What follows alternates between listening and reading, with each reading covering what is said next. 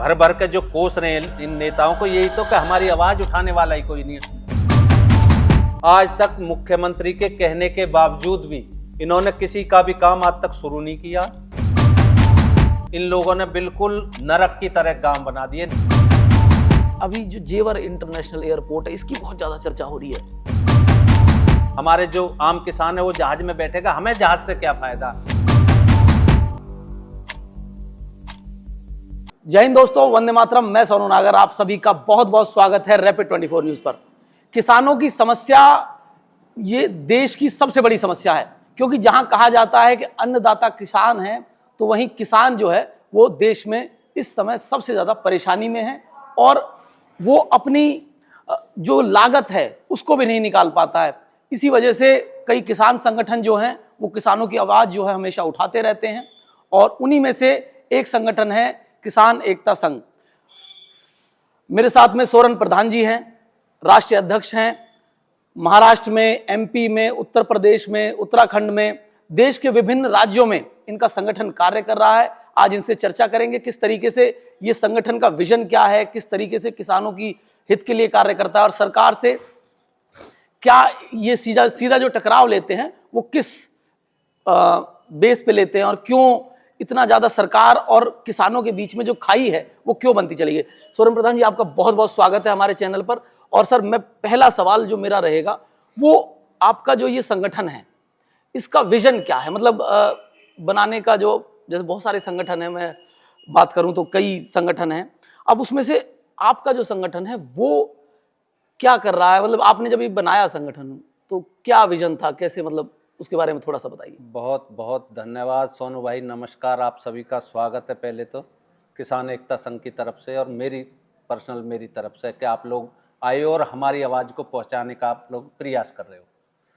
तो हमारा जो विज़न है, हमने ये संगठन 8 साल पहले बनाया था। उससे पहले भी हम और संगठनों में हम लोग काम कर रहे थे। तो हमारा उद्देश्य है सोनू भाई कि हम ज़्यादा से ज़्यादा किसान हित की जो बात है, अब अलग अलग लड़ाइयाँ, जैसे गौतम बुद्ध नगर की मैं बात करूं आपसे, तो गौतम बुद्ध नगर की एमएसपी की या किसान की फसल की लड़ाई नहीं है।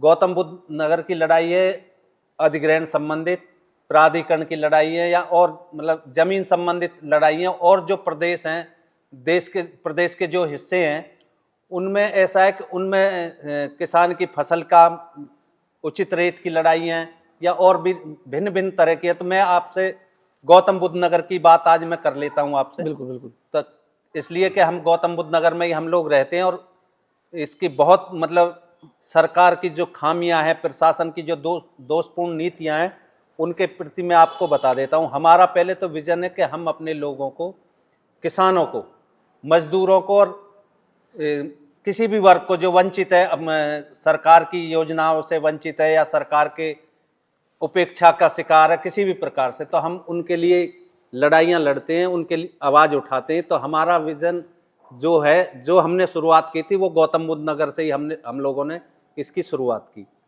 और गौतम बुद्ध नगर की परिस्थिति आज ये है कि अधिग्रहण संबंधित जो त्रुटियाँ हैं, कि देखो सबसे बड़ा अब तो समस्या हो गई है कि वो आबादी की जो समस्या है, या बैकलीज या शिफ्टिंग जिसे ये लोग कहते हैं, ना तो ये लोग बैकलीज करने के लिए तैयार है, ना शिफ्टिंग देने के लिए तैयार है। तो कम से कम कई हजार लोग तीनों प्राधिकरण द्वारा वंचित हैं, जिनकी आबादियों का अधिग्रहण प्राधिकरण ने गलत तरीके से कर लिया। ये करते क्या है कि ये अपने यहाँ ऑफिस में बैठ के नक्शे के आधार पर ही नंबर निकाल के उन्हें ही अधिग्रहण कर लेते हैं। ये मौके पर आके इन लोगों ने सर्वे नहीं की, और जहां हमारी 100-150 साल पुरानी आबादियां थी उनका भी इन लोगों ने अधिग्रहण कर लिया। तो हमारी सबसे प्रमुख लड़ाई तो यही है कि हम अपनी आबादियों को, अपने आने वाली नस्लों को हम कैसे बचाएं सरकार से, प्राधिकरण से। तो एक ये प्रमुख लड़ाई है, इस पर हम बहुत गंभीरता से विचार मंथन चल रहा है। और इसमें हम 16 फरवरी में एक बहुत, मतलब कह सकते हो कि प्रदेश व्यापी एक आंदोलन की हम शुरुआत करेंगे गौतम बुद्ध नगर से। और एक शिक्षा का बहुत, हमारे यहाँ बहुत बड़े बड़े हब है, शिक्षा का बहुत बड़ा हब हमारा गौतम बुद्ध नगर बताया जाता है। बड़ी बड़ी यूनिवर्सिटी हैं, बड़े बड़े कॉलेज हैं, परंतु जो किसान का बच्चा है उसके लिए उसमें कोई सुविधा, कोई आरक्षण ऐसा नहीं इन लोगों ने किया, ऐसी कोई प्लानिंग हमारे लिए नहीं करते किसान। भाई जब जमीन हमने इन्हें दे दी तो हमारी मूलभूत जो सुविधाएं, इनका ही तो दायित्व है कि ये हमारी मूलभूत सुविधाएं की पूर्ति भी यही लोग करेंगे। अब जमीन तो हमारी चलेगी तो हमारे बच्चे कैसे पढ़े, हमारे पास रोजगार नहीं है, शिक्षा का तो उचित माध्यम है ही नहीं, शिक्षा का उचित माध्यम नहीं है तो उचित नौकरी भी नहीं है। तो हमारा उद्देश्य ये है कि हम अपने लिए, अपने लोगों के लिए लड़ाई लड़ें और शिक्षा में भी हमारी भागीदारी, जो कोटा है, कोई ना कोई कोटा हम निर्धारित अपने लोगों के, अपने जिले के लोगों के लिए करवा लें। अब यही स्वास्थ्य का है, अस्पतालों में भी हमारी कोई मतलब भागीदारी नहीं है, हमारा कोई कोटा नहीं है, हमारा कोई आरक्षण नहीं है, उसके लिए भी हम समय समय पे आवाज उठाते रहते हैं।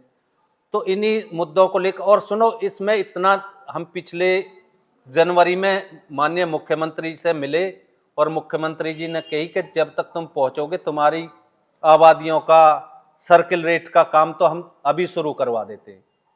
आज तक मुख्यमंत्री के कहने के बावजूद भी इन लोगों ने आज तक आबादी का कोई भी काम, किसी का भी, कोई से भी प्राधिकरण में, नोएडा, ग्रेट नोएडा या यमुना, इन्होंने किसी का भी काम आज तक शुरू नहीं किया।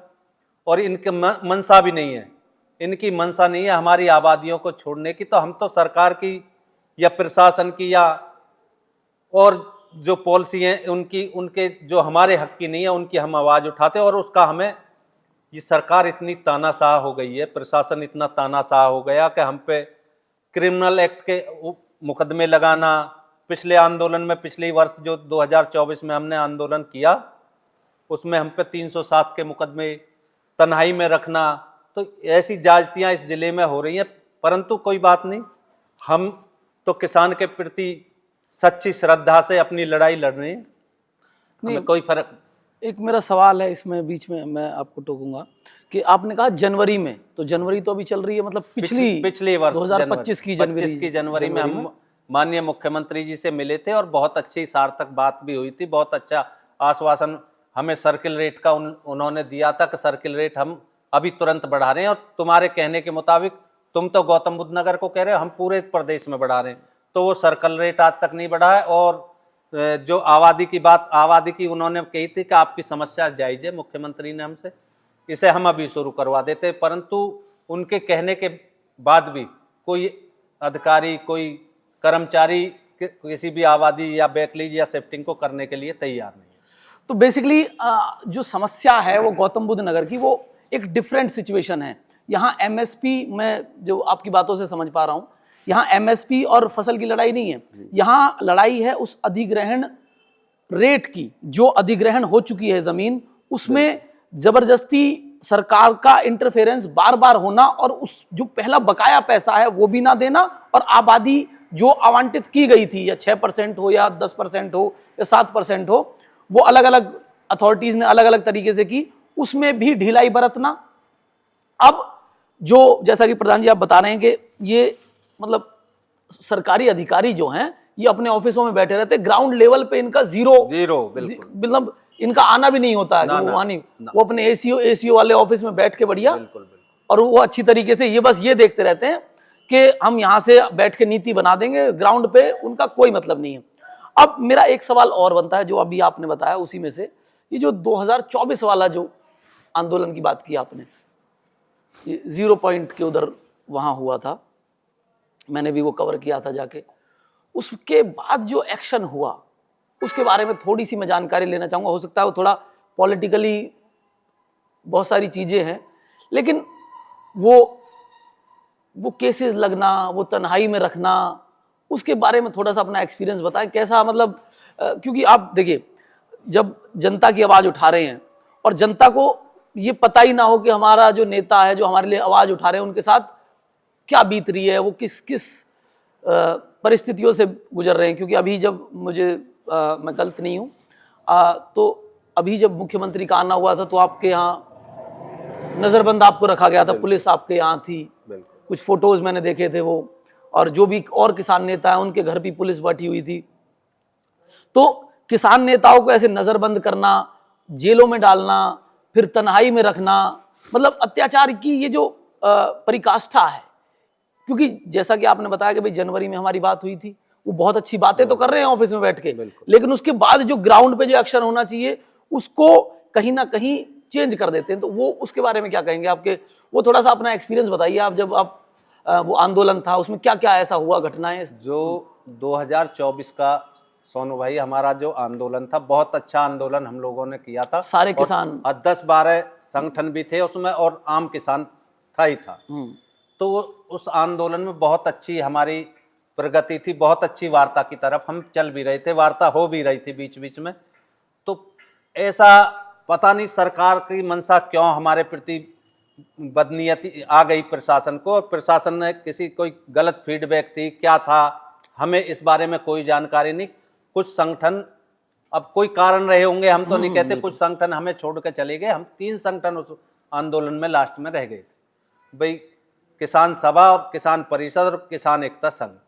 तो हम लोगों की गिरफ्तारी भी हो गई। कोई बात, कोई विषय नहीं है, जब आंदोलन हम लोग करेंगे हाँ, बिल्कुल, तो जेलों जेल में जाना, जेलों मुकदमे से लगना, डरना, इसमें हमें ना कोई गिल्ला नहीं। हम आगे मतलब हमारे लिए आगे हमने बिल्कुल अपने विकल्प खुले रखे हैं कि हमें जेल जाना है, आंदोलनकारियों का कार्य आंदोलन को होता है। जेल जाना है। हमें कोई नूरा कुश्ती तो लड़नी नहीं है किसी से मिलके, हमें आंदोलन करना नहीं है। बिल्कुल सरकार के पॉलिसी के अनुसार हम आंदोलन नहीं करेंगे। तो उसमें हुआ क्या कि जो गंभीरता थी प्रशासन ने और स्थानीय जो नेता थे, जो जनप्रतिनिधि थे, उनकी जो गलत फीडबैक थी ऊपर मुख्यमंत्री जी के यहाँ, उनकी गलत फीडबैक ये थी कि हम लोग इन्वेस्टर को भगा रहे हैं प्रदेश से। ओके, हम लोग जो अमन चैन है उसे मतलब उपद्रवी लोग हैं, हम शांति भंग कर रहे हैं, शांति भंग करने वाले लोग हैं। हम सीरियसली किसान के मुद्दे पर नहीं लड़ रहे हैं या अपने हित के, मतलब जो आगे बताई गई थी। परंतु पूरे जिले को और पूरे प्रदेश को और आम जनमानस को पता है कि हम कितनी गंभीरता से 10% की लड़ाई को लड़ रहे हैं, हम कितनी गंभीरता से आबादी की लड़ाई को लड़ रहे हैं, हम कितनी गंभीरता से 64% की आबादी को, 64 का जो हमारा प्रतिकर रह रहा है उसके लिए लड़ रहे हैं। तो हम ईमानदार हैं अपने प्रति, हमें सफाई देने की भी किसी को जरूरत नहीं है, तो सबको पता लग जाती है।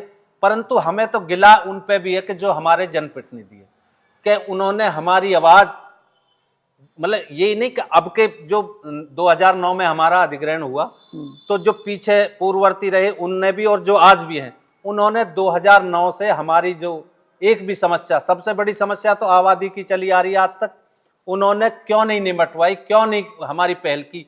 हमारा शौक नहीं है आंदोलन करना, ये लोग अपनी जिम्मेदारी, भाई एमएलए की जिम्मेदारी, सांसद की जिम्मेदारी है ना, ये तो जो किसान की समस्या या आम नागरिक की समस्या थी, ये लोग क्यों नहीं है जी अपने प्रति ईमानदार, अपने क्षेत्र के प्रति ईमानदार, ये निमटवाए हमारी समस्या है। हमें क्या शौक है कि हम इतनी यातनाएं सहें, इतनी जिल्लत की जिंदगी सहें, इतना प्रशासन का तांडव हम देखें।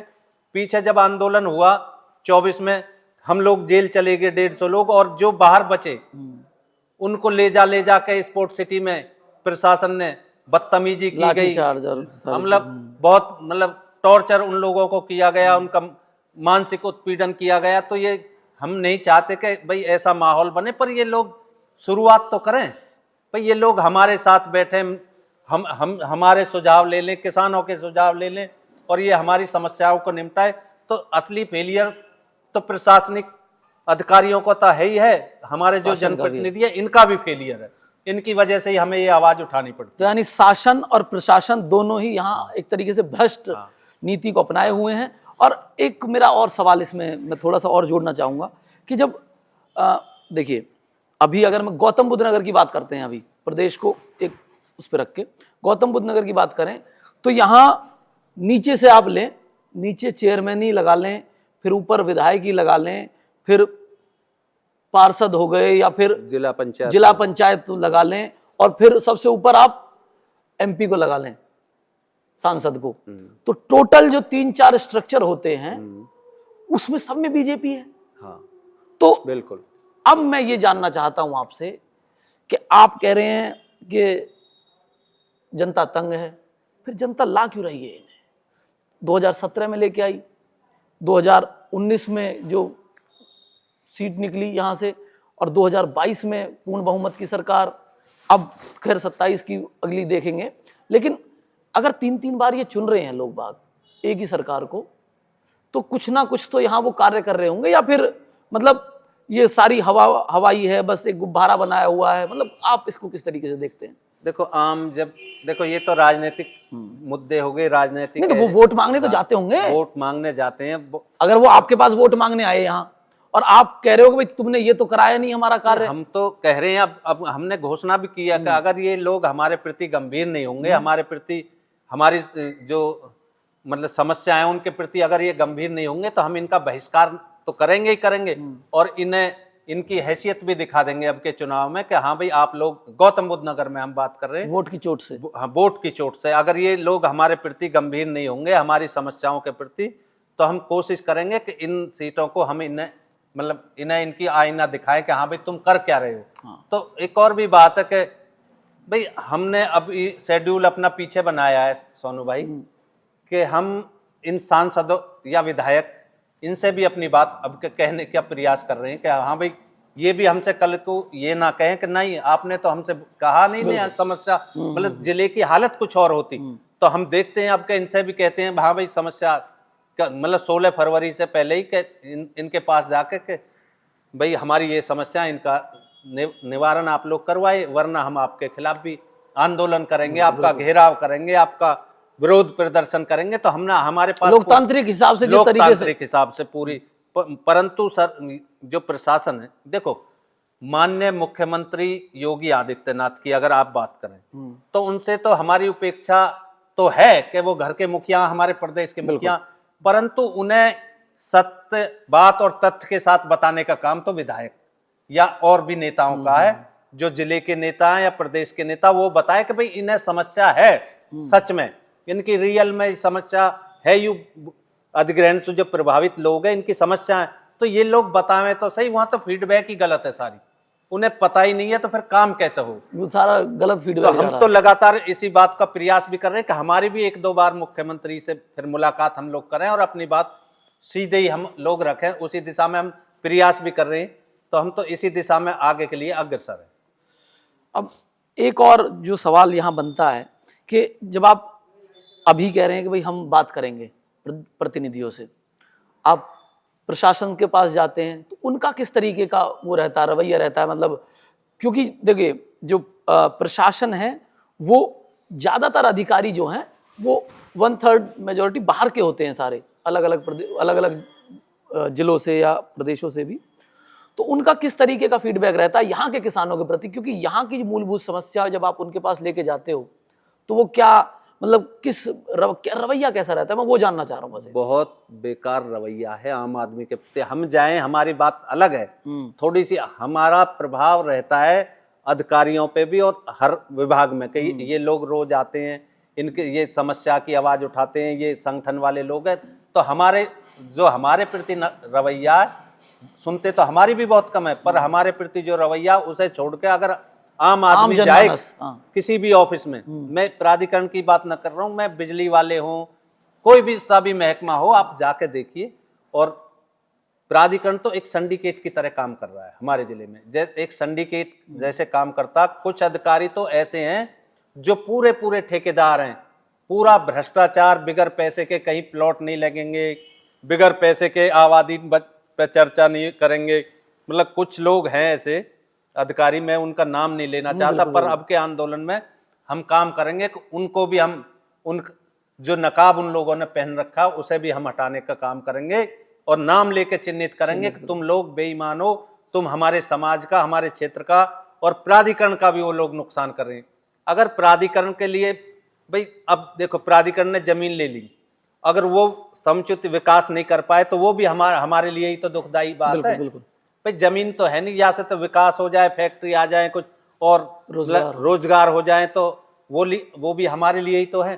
परंतु ये ना तो रोजगार पे कुछ काम कर रहे हैं, ये तो अपनी, देखो तुमने पीछे भी देखा होगा कि कितने अधिकारी जेल गए और उनकी जब संपत्ति की जांच हुई तो कई हजार करोड़, कई 500, 400, हजार करोड़ ऐसे हीरे जिनकी मूल्यांकन नहीं किया जा सकता। हम तो यूं भी कह रहे कि इनकी भी जांच हो।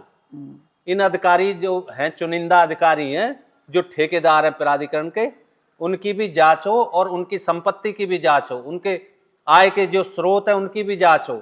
और हमारी, हम तो कह रहे कि हमारी भी जांच हो। हाँ, बिल्कुल हमारी भी जांच हो, पारदर्शी तरीके से। किसान नेताओं की भी जांच हो, तो सबकी जांच हो। हमें उस चीज से, देखो अगर हम इन चीजों से घबराते तो हम आंदोलन में नहीं जाते। जिसमें कमी होगी वो आंदोलन क्यों करेगा, उसे पता है कि तेरे ये कमी है, तुझे मतलब बैठना पड़ेगा।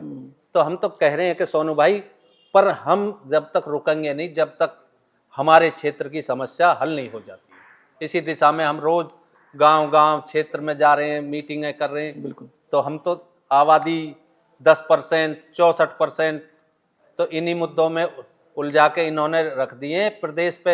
एक तरफ पूरा प्रदेश है, एक तरफ गौतम बुद्ध नगर है। इतनी समस्याएं यहाँ कि एमएसपी भी छोटी कर दी है इन्होंने।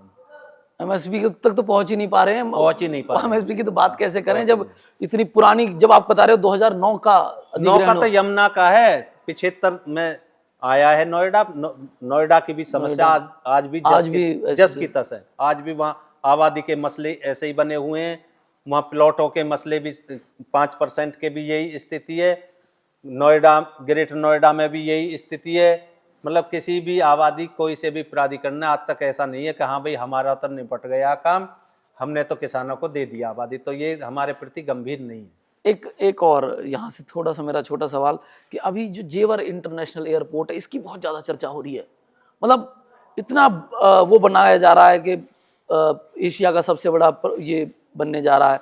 अच्छी बात है हमारे प्रदेश में अगर ऐसा अच्छा कार्य हो रहा है तो, और मैं सराहना करूँगा। देखिए जितने भी हमारे ये नेता हैं और ये जिन्होंने इसमें कार्य किया है, लेकिन क्या किसान जो है वो जमीन पे, जो जिसके गांव के गांव को उठाकर साइड कर दिया गया, उनकी समस्याएं जब हम देखते हैं, उनको ठीक तरीके से बसाया नहीं गया है। आप किसी की जमीन लेके उसको उठा के एक जगह अलग अलग कर देते हो, वहां पे फिर उनके मसले अटके हुए हैं कि ये इतना प्लॉट था, ये इतना। क्या ये प्रशासन का फेलियर है, शासन का फेलियर है, या दोनों का कलेक्टिव फेलियर है?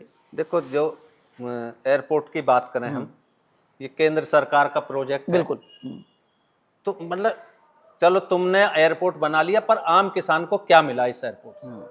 आम किसान को सिवा रुसवाई के कुछ नहीं मिला है। नहीं, वादे तो हो रहे हैं, वादे बेशक, नौकरी भी नहीं मिली है। नौकरी के रोज आंदोलन हो रहे हैं, नौकरी पे भी रोज आंदोलन हो रहे हैं। और जो इन्होंने वहां से गांव के गांव हटा दिए, वो बेचारे भी सही से विस्थापित नहीं हो पा रहे हैं। उनके लिए भी कोई सुविधाएं नहीं है। देखो, इन्होंने एयरपोर्ट बनाई, कुछ भी बनाए सरकार, हमें उससे कोई लेना देना नहीं है। हमारी पॉलिसी है कि हमारे आम आदमी को कैसे रिलीफ मिले। हमारे आम आदमी को क्या मिला? क्या हम जहाज में बैठेंगे?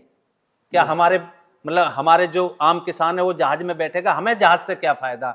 सरकार ले फायदा, परंतु हमारी जो मूलभूत सुविधाएं हैं, जो हमारी चीजें हैं, जो हमारी तुमने जमीन औने पौने दामों पर जबरदस्ती छीन ली है, मतलब अधिग्रहण नहीं कह सकते, इसे छीन ली है जबरदस्ती, राजी बेराजी। परंतु हमें तो हमारा अधिकार मिलना चाहिए। एयरपोर्ट बना, 10 बनाओ, 20 बनाओ, एयरपोर्ट बनाओ, ये हमारी हमारे किसान के हित की बात नहीं है एयरपोर्ट बनाना। एयरपोर्ट से हमारी नस्ल कैसे सुधरेंगी भाई? हमारी नस्ल सुधरेंगी शिक्षा से, हमारी नस्लें सुधरेंगी, हमारा विकास जब आप लोग करोगे, गांव में जब सुविधाओं आप लोग दो। इन्होंने नगर पंचायत चुनाव हमारे खत्म कर, हाँ, वो भी पंचायत चुनाव हमारे इन लोगों ने खत्म कर दिया। हमारे विकास की इन्हें कहाँ चिंता? अगर हमारे विकास की, गांवों के विकास की इन्हें चिंता होती, इन्होंने मुआवजे के लिए ही हमारे पंचायतें खत्म कर दी। अगर हमारे विकास की चिंता होती तो हमारे लिए कोई ऐसी प्रणाली ये बना देते जिससे हमारे गांव की आवाज भी समुचित रूप से किसी पटल पे उठाने वाला आदमी, कोई मुखिया हमारा बना रहता, चाहे पार्षद होता, सभासद होता, कोई तो होता। इन्होंने सीधे सीधे, अब हम किसे रिपोर्ट करनी है? जो हम भर भर के जो कोस रहे हैं इन नेताओं को, यही तो कि हमारी आवाज उठाने वाला ही कोई नहीं है। हमारे पास 2 प्रतिनिधि हैं, एमएलए या एमपी या जिला पंचायत वाला भी, हम अध्यक्ष यहाँ का नहीं है, वो भी दूसरे वार्ड है हमारे यहाँ, वो भी नहीं। तो हम जाए तो जाए कहाँ? ये लोग जनप्रतिनिधि हमारी सुनते नहीं है, और हमारा अपना जो गांव का जनप्रतिनिधि है वो कोई होता नहीं है। अब तो समस्याएं तो बहुत है। इन लोगों ने बिल्कुल नरक की तरह गांव बना दिए, ना कोई सफाई की व्यवस्था, ना कोई और सड़कों की सही व्यवस्था। अगर तुम गांव में जाओगे, मैंने कई बार जांच करवाई गांव पीछे, कहाँ रहे हैं वो अब? जो उन्होंने रातों रात, मैं अपने दर्शकों को बता दूं कि गौतम बुद्ध नगर में जो ये प्रधानी वाले जो इलेक्शन होते हैं वो बिल्कुल एक तरीके से खत्म कर दिए गए हैं। रातों रात उन्हें 2014-15 में एक अध्यादेश निकालकर शहरों में कन्वर्ट वो कागजों में शहर है, कागजों में शहर बना दिया। पर वो गांव से भी बदतर हो गए हैं। गांव में जो सुविधाएं थी पहले प्रधानी के माध्यम से या बीडीसी या जिला पंचायत, वो भी इन लोगों ने हमारे पास से छीन ली और ये विकास करते नहीं। अब तुम लगाओ कि गांवों में इन्होंने सीवर डाले, गांवों में इन्होंने लाइन पानी की बिछाई है। पहली बात तो वो चलेंगी ही नहीं, कि वो इतनी दोयम दर्जे की हैं कि वो चलेंगी नहीं। और लाइन तो सीवर लगा दिए, लाइन बिछा दी है, परंतु अब सीवर ले जाके कहाँ ये लोग डालेंगे, उसकी कोई व्यवस्था नहीं है। और पानी कहाँ से देंगे, टंकी नहीं है। परंतु मैंने पूछा भी, मैंने कि भैया क्यों कर रहे हो जी ऐसा? क्या जी पॉलिसी है। मैंने कि यार तुम क्यों, हमारा ही तो पैसा है भाई, हमारा किसान का ही तो पैसा। मतलब इन्हें तो अपने कमीशन बाजी से मतलब है, और कमीशन नीचे से ऊपर तक है, कमीशन नीचे से ऊपर तक है, सब है पता है भाई। देखो जो भी एमएलए बना हो, एमपी बना हो, सब है, सबकी पृष्ठभूमि की पता है क्षेत्र में। आखिरकार ऐसा क्या हो जाता है कि भाई जो इनकी संपत्ति इतनी, अब हमारे लिए, हमारे लोगों पे लोग कमेंट करते हैं कि जी देखो ये फलाना भ्रष्ट हो गया किसान नेता, ये भाई इनकी तो देखो तुम, ये कितने क्या 1000 करोड़ के कर दिए तुमने, क्या कारण है ऐसा, क्यों हो गए ये मिल सीटी मार रही है। हाँ भाई, इनका कुछ हो भी रहा। तो मतलब मेरा कहने का सिस्टम में बहुत कमी है, और हम कोशिश कर रहे हैं कि हमारी बात मुख्यमंत्री जी तक पहुंचे, और मुख्यमंत्री जी अपनी बातों के प्रति, हमने सुना है, हमारी मुलाकात एक बार की, बहुत ईमानदार हैं। तो परंतु ये निकम्मे इतने अधिकारी कि ये उनकी बात को भी मतलब इन्होंने खत्म कर दी, उनकी बात भी नहीं मानी, और ना आबादी मतलब किसी विषय पे ये काम करने के लिए तैयार नहीं है। इनका तो समाधान यही है अब कि पूरा क्षेत्र इकट्ठा हो और एक आंदोलन ऐसा करें कि ये लोग याद करें और इन्हें नसीहत दें, और हम अपनी समस्याओं को हल हमें स्वयं ही करना पड़ेगा। हमें जेल जाना पड़े, हम पे मुकदमे लगें, हम पिटें, हम मरें, उस बात से हमें कोई अब गुरेज रहा नहीं है। मतलब भर चुका है, कहते नहीं है घड़ा भर गया अब, और एक बहुत बड़े आंदोलन की रूपरेखा हम लोग बना रहे हैं। और लोग, हम ये भी नहीं कह रहे कि भाई उसमें राजनीतिक लोग भी होंगे, उसमें और संगठन भी आए, बेशक सब लोग आए, बिल्कुल मिलकर, हाँ मिल के आए, कोई झंडा रहे, कोई टोपी रहे, उस बात से कोई गुरेज नहीं है। पर इस लड़ाई को हम आम जनमानस की लड़ाई बना के लड़ना चाहते हैं, और उसी दिशा में हम चल भी रहे हैं।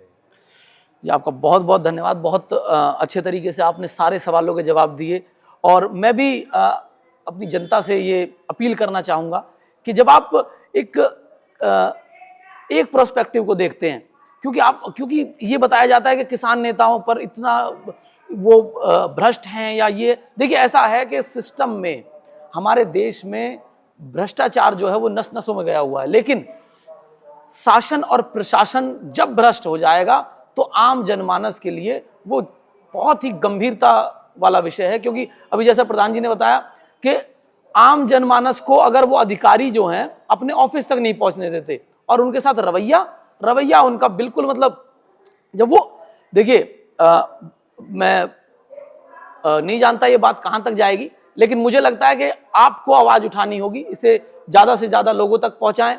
और आप सभी का बहुत बहुत धन्यवाद हमारे साथ बनने के लिए, और आपका बहुत बहुत धन्यवाद ये आवाज उठाने के लिए। और मैं आशा करता हूं कि जब भी आपका ये आंदोलन हो तो एक अच्छा रिजल्ट उससे निकल के आए। जय हिंद, वंदे मातरम, धन्यवाद।